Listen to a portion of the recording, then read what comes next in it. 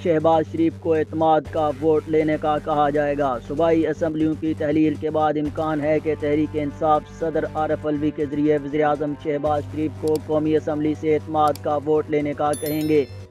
साबिक़ वज़ीर-ए-आज़म इमरान खान ने पार्टी की सीनियर क़यादत का इजलास तलब कर लिया है, जिसमें दूसरे मामलात समेत इस इशू पर भी गौर किया जाएगा। ज़राए के मुताबिक इमरान खान को कौमी असम्बली में MQM की आइंदा हिकमत अमली का इंतजार है। PTI चेयरमैन की हतमी मंजूरी के बाद वज़ीर-ए-आज़म शहबाज शरीफ को सदर आरिफ अलवी एतमाद का वोट लेने का कहेंगे।